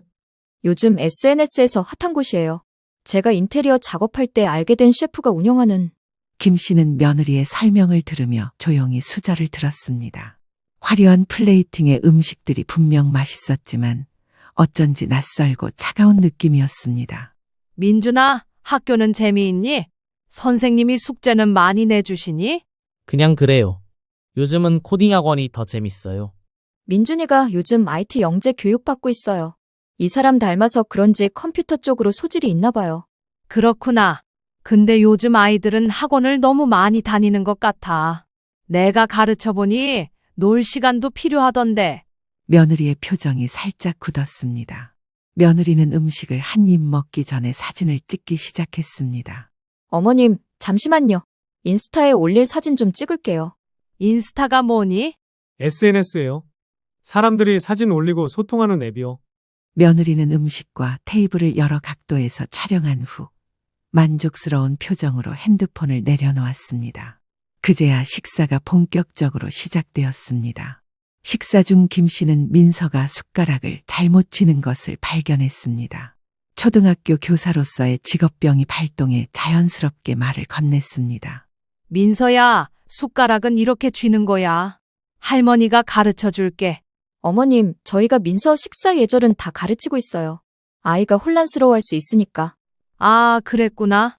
내가 40년 동안 아이들 가르쳤으니 도움이 될까 싶어서. 네, 감사합니다만 제가 책임지고 가르치고 있어요. 요즘은 교육 방식도 많이 달라졌잖아요. 테이블에 무거운 침묵이 내려앉았습니다. 김 씨는 자신의 역할이 이 집에서 얼마나 작아졌는지 실감했습니다. 민우 씨가 어색한 분위기를 풀려는 듯 화제를 돌렸습니다. 어머니, 내일 소연이 친구들이 좀 온대요. 작은 홈파티 같은 거 하려고요. 아, 맞아요. 제 인스타그램 팔로워 중에 인테리어 관련 인플루언서들이 몇 명 방문할 예정이에요. 저희 집 인테리어를 소개하는 자리라. 그래? 그럼 내가 전통 다과라도 준비할까? 우리 어머니께 배운 약과 만드는 법이. 어머, 그건 괜찮아요. 제가 케이터링 업체 통해서 다 준비했거든요. 컨셉이 있어서. 김 씨의 얼굴에서 미소가 사라졌습니다. 식사가 끝나고 민우 씨가 아이들을 데리고 방으로 들어가자 김 씨는 조용히 설거지를 돕겠다고 나섰습니다. 그러나 며느리는 식기세척기가 있으니 괜찮다며 손사래를 쳤습니다. 결국 김 씨는 손님 방으로 돌아갔지만 문을 닫기 전 며느리가 자신이 가져온 총각김치통을 쓰레기통에 버리는 모습을 보고 말았습니다. 김 씨는 70년을 살아오면서 이렇게 쓸모없고 보잘것없다고 느낀 적이 처음이었습니다. 그녀는 자신의 존재가 이 완벽한 집에서 흠집처럼 느껴졌습니다. 그리고 김 씨는 알지 못했습니다. 내일이면 더 큰 폭풍이 그녀를 기다리고 있으리라는 것을 말입니다. 다음 날 아침 김 씨는 일찍 일어났습니다. 평생 새벽 5시면 기상하는 습관이 은퇴 후에도 바뀌지 않았습니다. 한동안 낯선 침대에 누워 천장만 바라보다가 조용히 일어나 방을 나섰습니다. 거실은 아직 어둑했고 아무도 깨어있지 않았습니다. 식탁에 앉아 잠시 생각에 잠기던 김 씨는 자신이 할 수 있는 일을 찾기로 했습니다. 김 씨는 부엌으로 향해 조용히 아침 식사 준비를 시작했습니다. 냉장고를 열어보니 온갖 생소한 식재료가 가득했습니다. 외국 브랜드의 요구르트, 낯선 이름의 시리얼, 신선한 과일들. 김 씨는 익숙한 재료를 찾아 간단한 된장국과 밥을 짓기로 했습니다. 물을 끓이고 냉장고에서 된장을 찾는 중에 눈에 띈 화려한 도자기 그릇들이 있었습니다. 김 씨는 조심스럽게 그중 하나를 들어 살펴보았습니다. 그때 뒤에서 발소리가 들렸습니다. 어머님, 뭐 하세요? 김 씨는 놀라서 손에 들고 있던 그릇을 떨어뜨렸고 도자기는 바닥에 부딪혀 산산조각이 났습니다. 아이고, 미안하다. 내가 아침 준비하려다가. 며느리의 얼굴이 창백해졌습니다. 그녀는 말없이 바닥에 무릎을 꿇고 조각들을 주워 담기 시작했습니다. 이거 제가 일본 여행 가서 특별히 구한 유명한 도자기였는데. 정말 미안해. 내가 값을 물어줄게. 됐어요. 어차피 한정판이라 다시 구할 수도 없는 거예요. 며느리의 말투에는 차가운 분노가 느껴졌습니다. 김 씨는 쭈그려 앉아 함께 조각을 줍기 시작했습니다. 그때 손녀가 잠옷 차림으로 부엌에 들어왔습니다. 엄마, 무슨 소리예요? 할머니도 일어나셨네. 아무것도 아니야. 그런데 여기 위험하니까 거실로 가 있어. 민서야, 할머니가 실수로 그릇을 깼어. 미안해서 어쩌지. 민서가 상황을 이해하고 순자에게 다가와 손을 잡았습니다. 괜찮아요. 할머니, 저도 가끔 그릇 깨뜨려요. 민서야, 너 왜 자꾸 끼어들어? 방에 가서 옷 갈아입고 있어. 며느리의 날카로운 목소리에 민서는 움찔하며 고개를 떨구고 방으로 돌아갔습니다. 김 씨는 며느리의 과한 반응에 놀랐지만 말을 아꼈습니다. 손녀 앞에서 갈등을 보이고 싶지 않았기 때문입니다. 어머님, 죄송하지만 저희 부엌은 제가 사용할게요. 아침은 제가 준비할 거예요. 그래, 내가 방해가 됐구나. 김 씨는 조용히 거실로 향했습니다. 자신이 이 집에서 얼마나 이방인 같은 존재인지 다시 한번 느꼈습니다. 거실 소파에 앉아 창밖을 바라보는데 민호 씨가 출근 준비를 하며 나왔습니다. 어머니, 일찍 일어나셨네요. 잘 주무셨어요? 그래, 근데 내가 그릇을 깨뜨렸어. 아, 괜찮아요.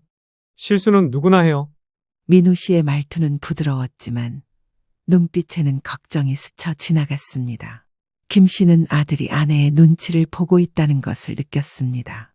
아들이 출근한 후 며느리는 오후에 있을 홈파티를 준비하느라 부산했습니다. 케이터링 업체 직원들이 들락날락하며 음식과 장식을 세팅했고 청소 도우미가 집안 구석구석을 정리했습니다.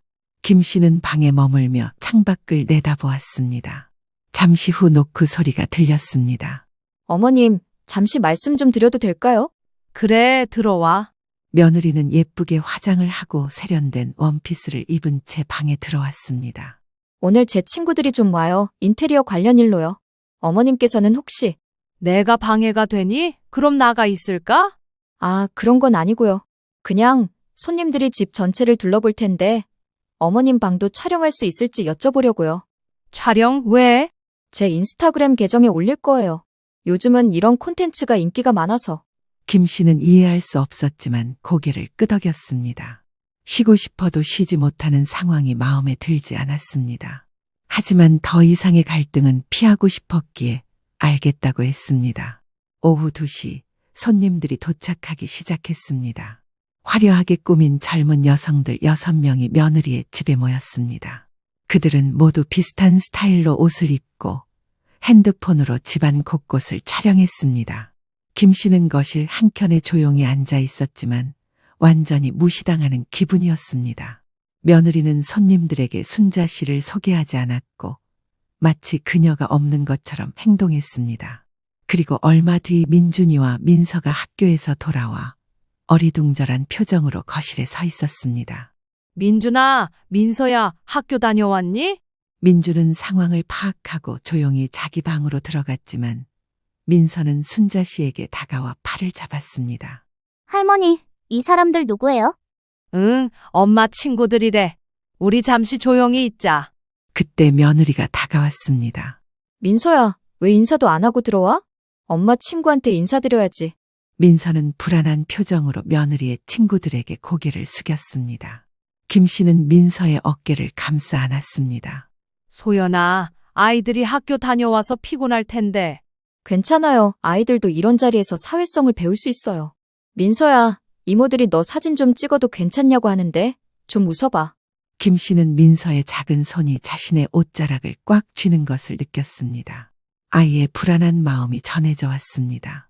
홈파티는 저녁 늦게까지 이어졌습니다. 며느리의 친구들은 와인을 마시며 시간 가는 줄 모르고 이야기를 나눴습니다.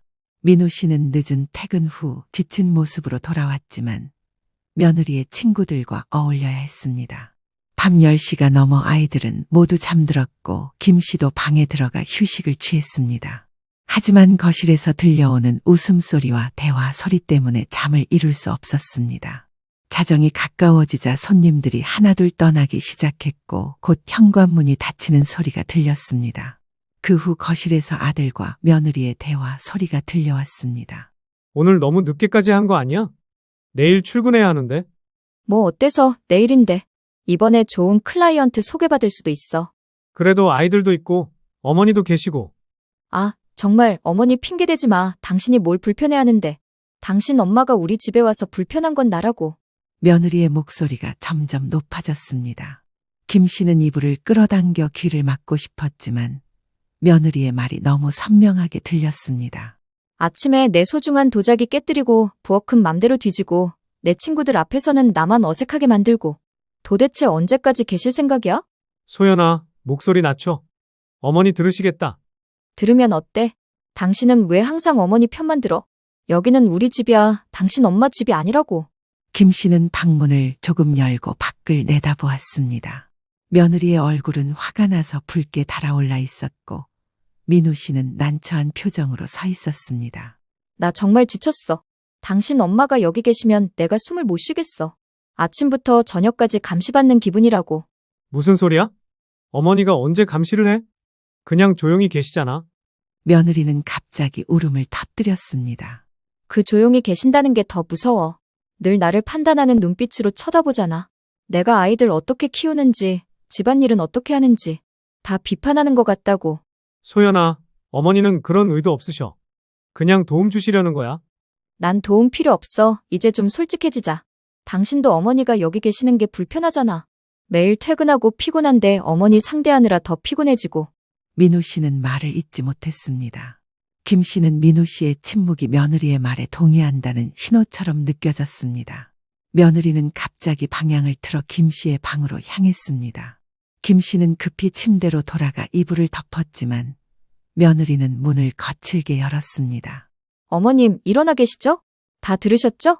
김 씨는 천천히 이불을 내리고 불을 켰습니다. 무슨 일이니? 더는 참을 수 없어요. 솔직히 말할게요. 어머님이 여기 계시는 게 너무 불편해요. 내일 아침에 돌아가시면 안 될까요? 민우 씨가 황급히 방으로 들어왔습니다. 소연아, 이게 무슨 소리야? 왜? 당신도 그렇게 생각하잖아.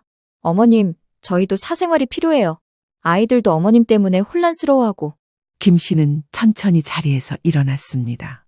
70년 넘게 살아오면서 이런 모욕은 처음이었습니다.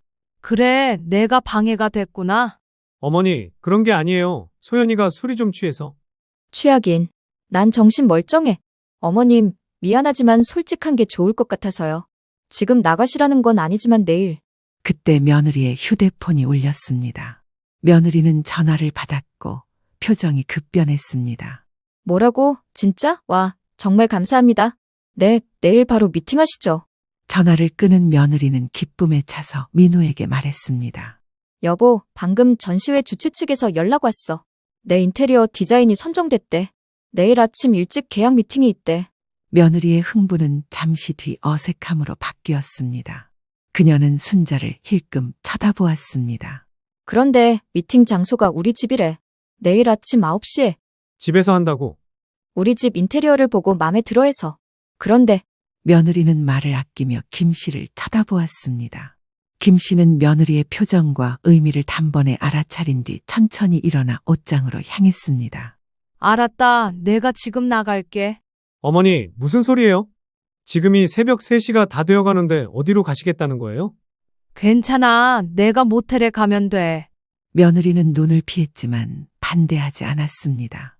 오히려 안도하는 기색이 역력했습니다. 어머니, 그럴 수 없어요. 내가 모셔다 드릴게요. 여보, 내일 아침 일찍 중요한 미팅 있잖아. 민우 씨는 갈등하는 표정으로 서 있다가 결국 지갑에서 카드를 꺼내 김 씨에게 건넸습니다. 어머니, 정말 죄송해요. 이거 가지고 택시 타세요.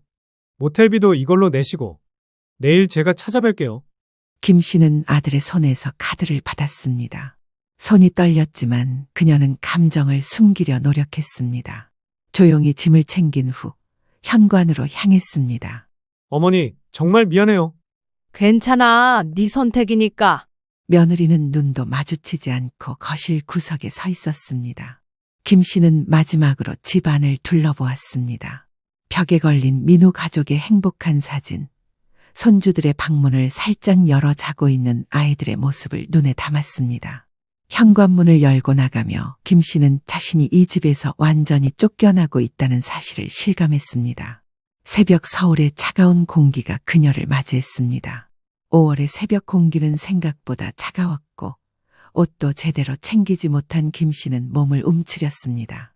택시를 잡으려 큰 길로 나왔지만 이 시간에 택시를 찾기란 쉽지 않았습니다.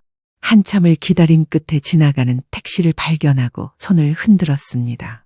택시 기사는 이 시간에 혼자 서 있는 노인을 보고 의아해하며 어디로 가느냐고 물었습니다. 김 씨는 갈 곳이 어디인지 자신도 알 수 없었기에 망설이다 말했습니다. 근처에 괜찮은 모텔 좀 알려주세요. 기사는 백미러로 그녀를 한 번 더 살펴보더니 고개를 끄덕였습니다. 그리고 주변에 깔끔한 비즈니스 호텔이 있다며 그곳으로 향했습니다. 차창 밖으로 스쳐 지나가는 서울의 밤 풍경을 바라보며 김 씨는 지난 몇 시간의 일을 떠올렸습니다. 자신이 정말 쫓겨난 건지 아니면 꿈을 꾸고 있는 건지 혼란스러웠습니다. 남편 현수 씨가 살아있었다면 이런 일은 없었을 거라는 생각에 가슴이 더 아팠습니다. 호텔에 도착하자 프런트 직원이 늦은 시간에 혼자 방문한 노인을 의아하게 바라보았습니다. 객실에 들어선 김 씨는 짐을 내려놓고 침대 가장자리에 앉았습니다. 창밖으로 보이는 서울의 밤 풍경을 보고 있는데 빗방울이 떨어지기 시작했습니다. 갑자기 내리는 봄비가 창문을 두드렸고 그 소리에 맞춰 김 씨의 눈에서도 눈물이 흘러내렸습니다. 현수 씨, 여보, 당신 보고 있어요. 내가 지금 얼마나 비참한지. 오랫동안 참아왔던 눈물이 터져나왔습니다. 40년 교직 생활 동안 학생들 앞에서 단 한 번도 약한 모습을 보이지 않았던 그녀였지만 이제는 울음을 참을 수 없었습니다. 평생을 아들과 가정을 위해 헌신했던 시간들이 주마등처럼 스쳐 지나갔습니다. 민우 씨가 태어났을 때의 기쁨, 밤새 열이 나서 울던 아들을 안고 병원으로 달려갔던 기억. 대학 합격 소식을 듣고 함께 기뻐했던 순간들. 그 모든 추억이 이제는 가슴을 찢는 아픔으로 변해버렸습니다. 김 씨는 침대에 몸을 뉘었지만 잠은 오지 않았습니다. 머릿속에서는 며느리의 차가운 목소리와 민우의 무력한 표정이 계속해서 맴돌았습니다. 창밖의 비는 점점 더 거세게 내렸고 그녀의 마음속 폭풍도 함께 커져갔습니다. 김 씨는 거울에 비친 자신의 모습을 바라보았습니다. 주름진 얼굴, 지친 눈빛, 흐트러진 머리카락. 한평생 단정하게 살아온 선생님의 모습은 온데간데 없고 그저 늙고 지친 노인만이 남아있었습니다. 이게 나야? 손으로 얼굴을 만지며 자신의 삶을 되돌아보았습니다. 남편과 결혼하고 민우 씨를 낳고 키우며 학교에서 수많은 제자들을 가르치고 늘 다른 사람을 위한 삶이었습니다. 그런데 정작 자신을 위한 시간은 얼마나 가졌을까? 문득 작년에 세상을 떠난 동료 교사 한영숙 선생님이 생각났습니다. 은퇴 후 자식들에게 헌신하다 병으로 쓰러져 요양원에서 외롭게 생을 마감한 동료의 모습이 자신의 미래처럼 느껴졌습니다. 김 씨는 화장실에서 얼굴을 씻고 나와 침대에 다시 앉았습니다. 아침이 되자 김 씨는 아들에게 온 안부 문자에 답하는 것 대신 오랜 친구 박영희 씨에게 전화를 걸었습니다. 영희는 대학 동창으로 남편과 일찍 이혼한 후 혼자 아들을 키우며 부동산 사업으로 성공한 여성이었습니다. 퇴직 후에는 여성문화센터에서 만나 더 가까워진 사이였습니다. 여보세요? 순자? 이 시간에 웬일이야? 영희야, 나 지금 큰일 났어. 떨리는 목소리로 어젯밤 있었던 일을 모두 털어놓았습니다. 영희 씨는 중간중간 분노와 놀라움을 표현하며 김 씨의 이야기를 들었습니다. 뭐 새벽 3시에 내쫓았다고? 그게 사람이 할 짓이야? 아들놈은 뭐 했어? 민우도 어쩔 수 없었나 봐. 소연이가 워낙 강하니까. 쯧쯧, 요즘 젊은 것들은 부모 은혜도 모르는구나. 너 지금 어디야? 내가 당장 데리러 갈게. 아니야, 괜찮아. 나 호텔에 있어. 좀 생각할 시간이 필요해. 무슨 생각? 당장 네 집으로 돌아가. 왜 네가 호텔에 있어야 해? 집에 가도 이제 달라질 게 없을 것 같아. 나 어젯밤에 결심했어. 무슨 결심? 아직 정확히는 모르겠어.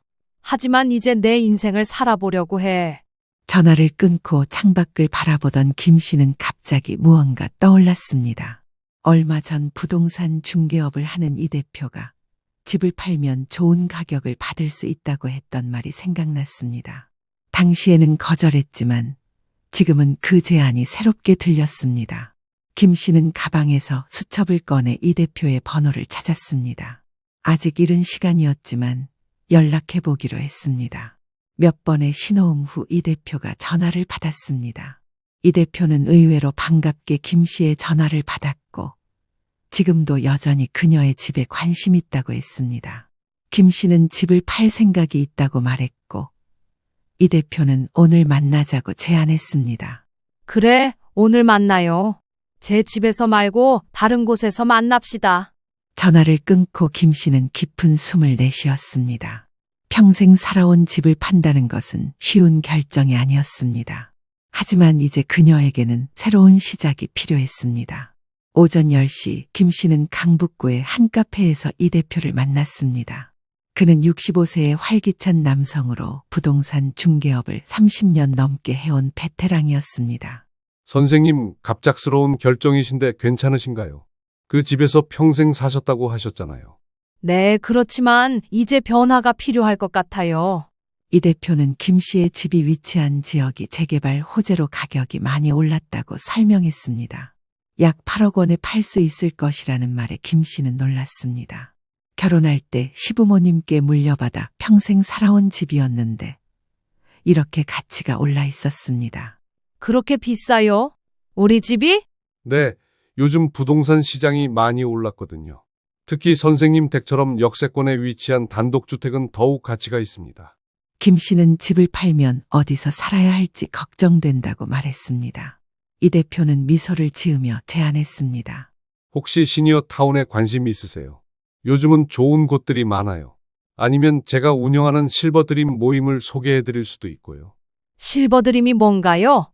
은퇴하신 분들이 함께 자산을 관리하고 더 나은 노후를 준비하는 모임이에요. 제가 자문을 해드리고 있죠.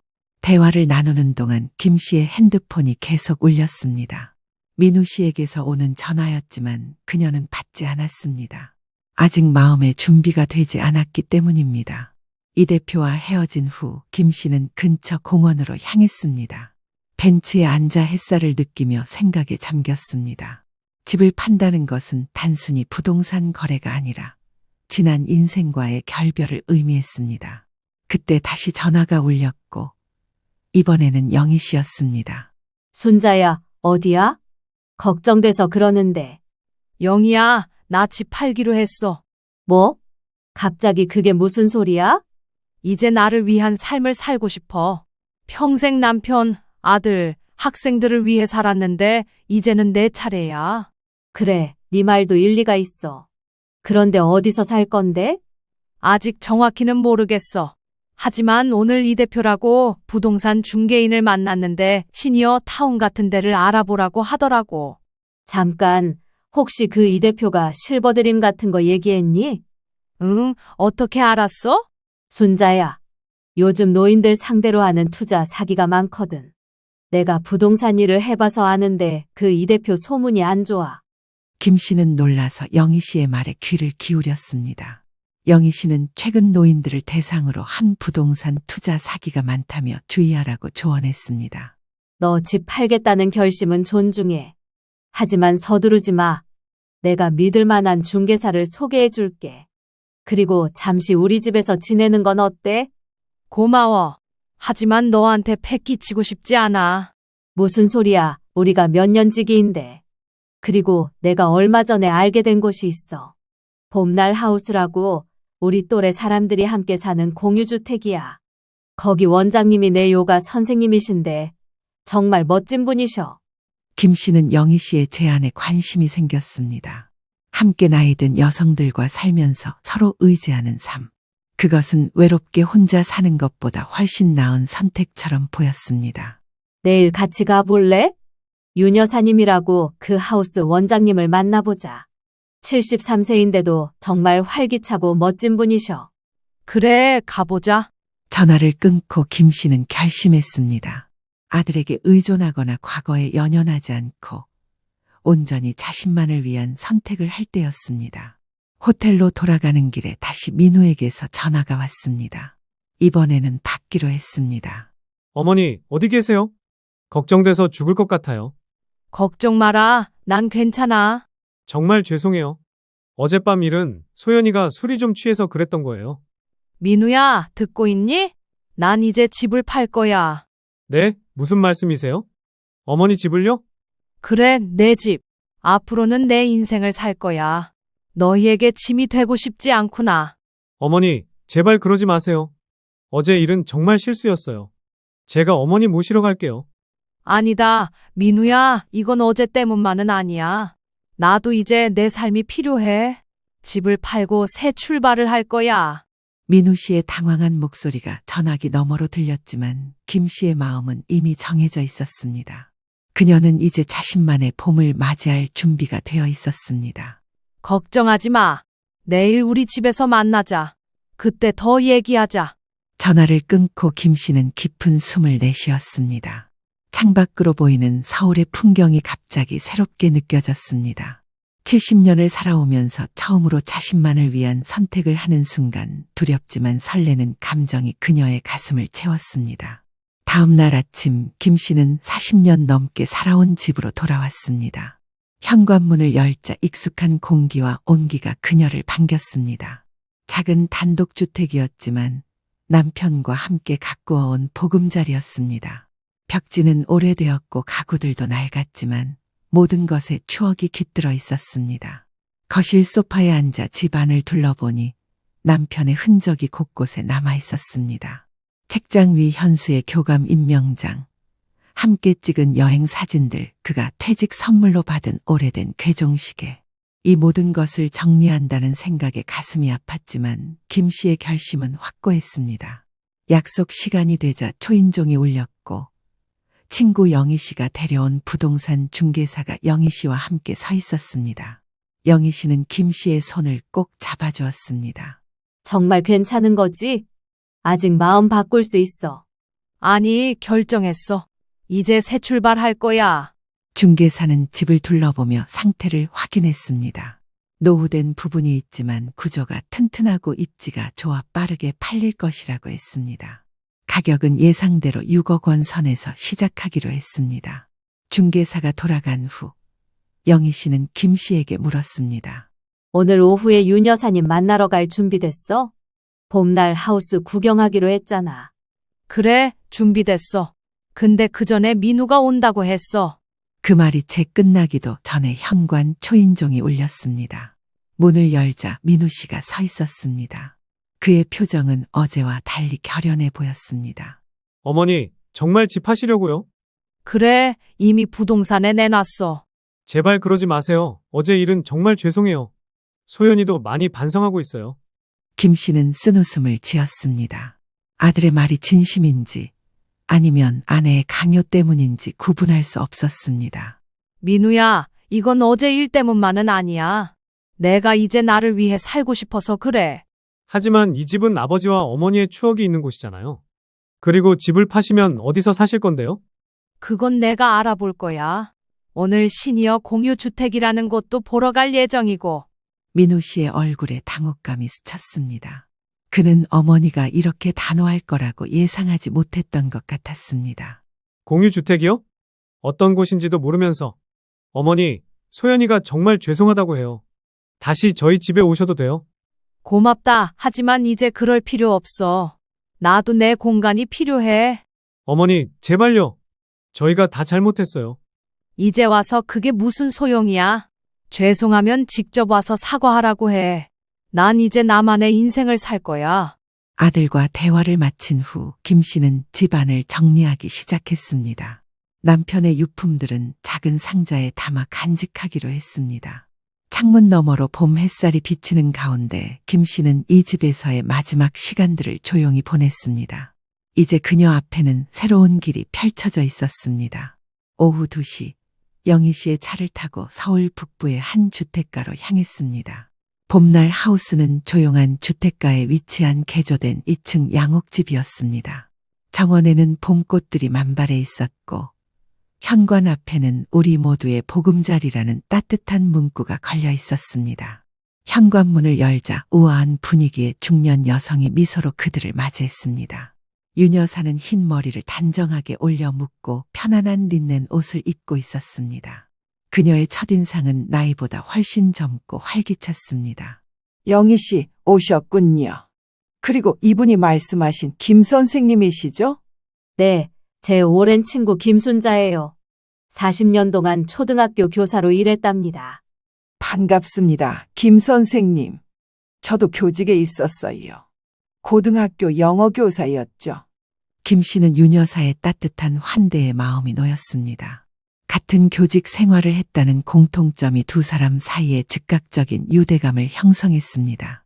윤 여사는 하우스 내부를 안내해 주었습니다. 1층에는 넓은 공용 거실과 주방, 식당 그리고 작은 도서관이 있었습니다. 2층에는 각자의 개인 방들이 있었는데 방마다 작은 욕실과 발코니가 딸려 있었습니다. 우리 하우스는 현재 5명의 회원이 살고 있어요. 모두 60대 후반에서 70대 중반이신 분들이죠. 각자의 프라이버시는 존중하면서도 필요할 때 서로 도울 수 있는 공동체를 만들고 있답니다.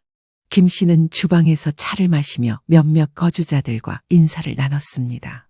모두 활기차고 친절해 보였습니다. 한 분은 전직 간호사였고 다른 분은 화가, 또 다른 분은 전 공무원이었습니다. 각자 다른 배경을 가졌지만 모두 새로운 삶의 장을 열고 있다는 공통점이 있었습니다. 김 선생님, 우리 하우스의 철학은 간단해요. 함께 나이 들어가기죠. 혼자서는 힘들지만 함께라면 노년의 삶도 풍요롭고 의미 있게 만들 수 있다고 믿어요. 정말 멋진 곳이네요. 입주하려면 어떤 과정을 거쳐야 하나요? 우선 간단한 면접과 건강 상태 확인이 필요해요. 대부분의 일상생활을 스스로 하실 수 있어야 하거든요.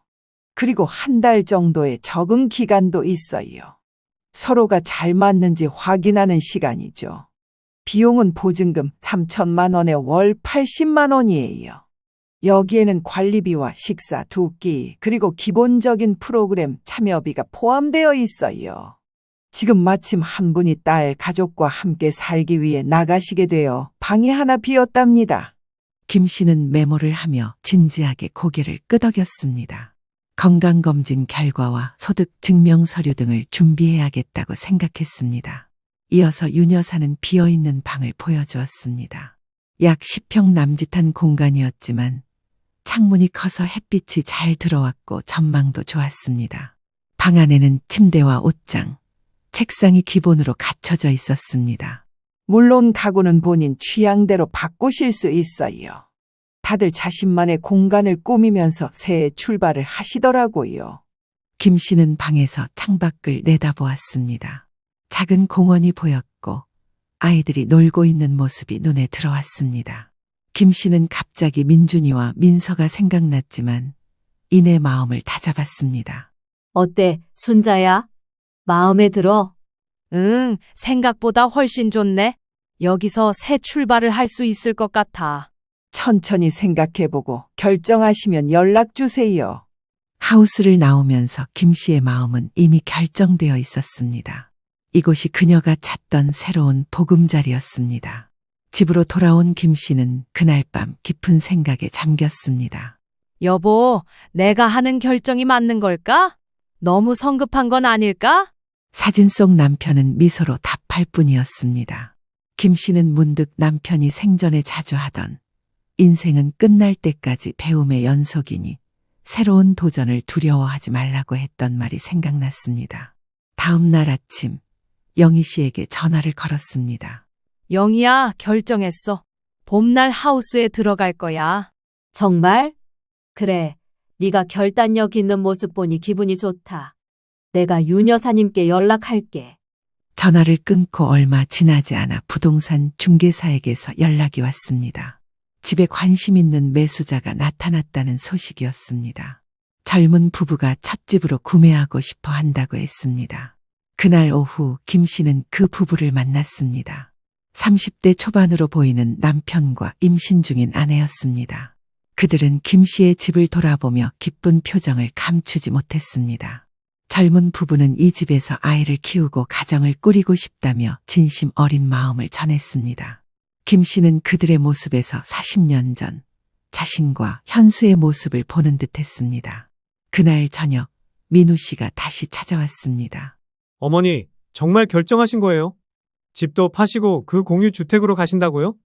그래, 계약금도 넣었어.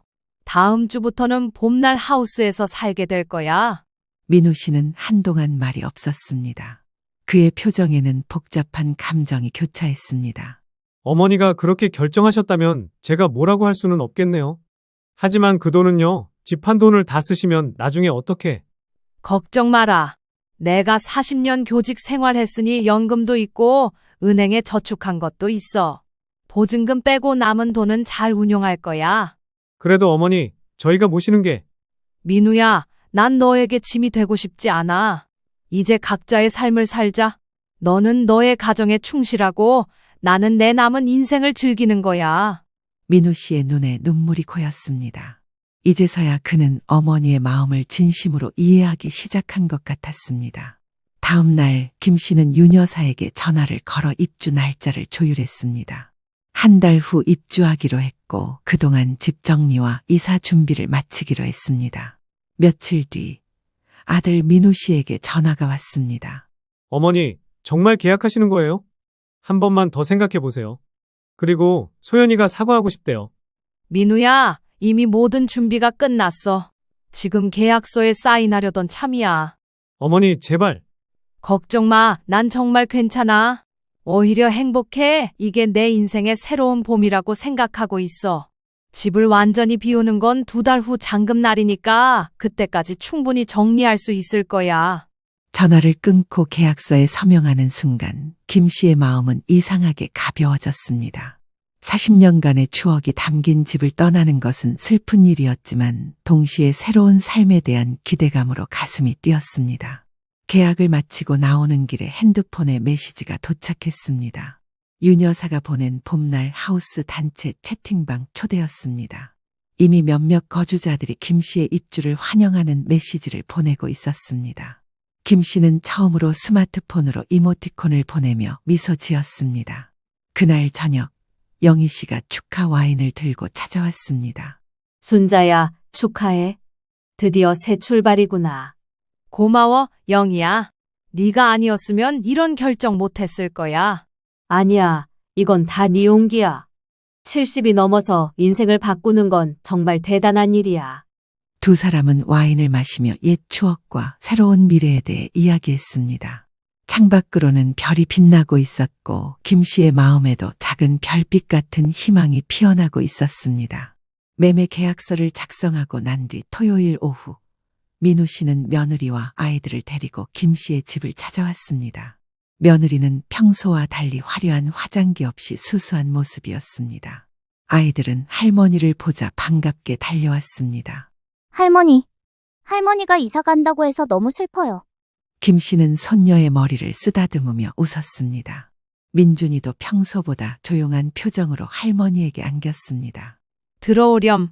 차 한 잔 마시자. 거실에 앉은 후 잠시 어색한 침묵이 흘렀습니다. 아이들은 방으로 들어갔고 어른들만 남았습니다. 어머니, 정말 결정이 바뀌지 않으신 거죠? 그래. 보증금도 냈고 이제 집만 옮기면 돼. 소연이 고개를 숙인 채 입을 열었습니다. 어머님, 정말 죄송합니다. 그날 밤 제가 너무했어요. 술에 취해서 실례를 범했지만 그게 제 진심은 아니었어요. 김 씨는 며느리의 말을 가만히 들었습니다. 며느리의 목소리에는 진심이 묻어 있었습니다. 그리고 민우 씨가 말을 이었습니다. 소연이 정말 많이 반성했어요. 어머니, 며칠 동안 밥도 제대로 못 먹고. 제가 어머님을 오해했어요. 항상 저를 감시하고 비판한다고 생각했는데 사실은 제가 스스로에게 너무 엄격했던 거예요. 완벽한 며느리이자 엄마이고 싶어서. 김 씨는 두 사람의 진심 어린 사과를 받아들였습니다. 하지만 그녀의 결정은 바뀌지 않았습니다. 고맙다. 너희 말이 진심이라는 걸 알아. 하지만 이건 단지 그날 일 때문만은 아니야. 그날은 어쩌면 계기일 뿐이었는지도 모르겠어. 김 씨는 창밖을 바라보며 말을 이었습니다. 아버지가 돌아가신 후 나는 내 삶이 어떻게 될지 많이 고민했어. 너희에게 짐이 될까봐, 혼자 늙어갈까봐 두려웠지. 하지만 이제 알겠어. 내게도 새로운 인생이 필요하다는 걸. 민우와 며느리는 김 씨의 단호한 눈빛을 보며 더 이상 만류할 수 없다는 것을 깨달았습니다. 어머님, 그럼 저희가 도울 일은 없을까요? 이사라도. 고맙지만 괜찮아. 영희가 많이 도와주고 있어. 다음 주면 모든 게 끝날 거야. 민우는 여전히 불안한 표정이었습니다. 집을 파는 것보다 어머니가 모르는 사람들과 함께 산다는 것이 걱정되었습니다. 어머니, 그 봄날 하우스라는 곳 정말 믿을 만한가요? 요즘 노인들 상대로 하는 사기도 많고. 걱정 마라. 내가 다 알아봤어. 윤 여사님도 우리처럼 교직에 계셨던 분이고 그곳 입주자들도 다 비슷한 처지의 분들이야. 서로 의지하며 살 거야. 대화를 마치고 아이들이 다시 거실로 나왔습니다. 민서가 할머니에게 다가와 귓속말을 했습니다. 할머니, 저도 할머니 집에 놀러 가도 돼요? 당연하지. 언제든 와도 돼. 할머니 새 집에는 예쁜 정원도 있고 도서관도 있단다. 민서의 순수한 질문에 모두의 얼굴에 미소가 번졌습니다. 이별이 아닌 새로운 관계의 시작이 될 수 있다는 희망이 보였습니다. 이사 당일 김 씨의 집 앞은 분주했습니다. 마지막 점검은 다 했어? 혹시 놓친 거 없어? 응, 다 확인했어. 이제 가도 돼. 집안을 마지막으로 둘러보는 순간 40년의 세월이 주마등처럼 스쳐 지나갔습니다. 남편과 처음 이사 왔던 날 어린 민우 씨가 뛰어다니던 모습, 가족의 웃음소리, 모든 기억이 이 공간에 담겨 있었습니다. 여보, 이제 나 간다. 새 주인들이 행복하게 살겠지? 이삿짐 차를 따라 영희의 차로 봄날 하우스에 도착했습니다. 현관에는 윤 여사와 다른 입주자들이 환영 플래카드를 들고 기다리고 있었습니다. 김 선생님, 드디어 오셨군요. 환영합니다. 김 씨는 감동의 말을 잇지 못했습니다. 낯선 곳이었지만 따뜻한 환영의 마음이 녹아내렸습니다. 윤 여사의 안내로 2층에 자신의 방으로 향했습니다. 햇빛이 잘 드는 10평 남짓한 공간이었지만 창밖으로 보이는 작은 공원과 멀리 산능선이 그림처럼 펼쳐져 있었습니다. 마음에 드시나요? 침구류는 미리 준비해 두었어요. 나머지는 선생님 취향대로 꾸미시면 됩니다. 너무 좋아요. 생각보다 훨씬 밝고 따뜻하네요. 짐을 풀고 정리하는 동안 다른 입주자들이 하나둘 인사를 하러 왔습니다. 모두 비슷한 나이대의 여성들이었고 각자의 사연으로 이곳에 모여 새 출발을 하고 있었습니다. 한 입주자는 자녀들이 해외에 살아 혼자 지내다 외로움을 느껴 들어왔다고 했고, 또 다른 분은 순자처럼 자녀와의 갈등 끝에 독립을 결심했다고 했습니다.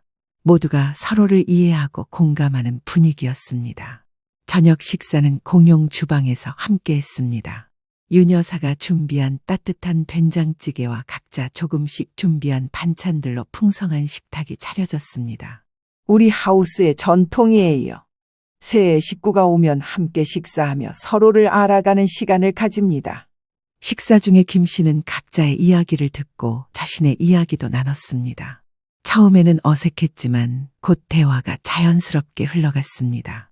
모두가 비슷한 고민과 비슷한 희망을 가지고 있다는 것이 신기했습니다.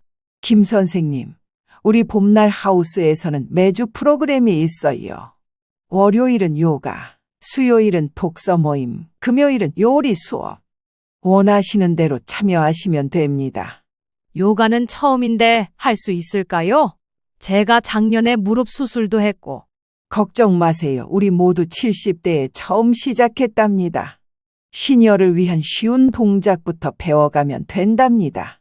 그리고 우리 하우스에는 1층에 간호사 자격증을 가진 김 여사님이 계세요. 응급 상황이나 건강 문제가 있을 때 1차적으로 도움을 주시죠.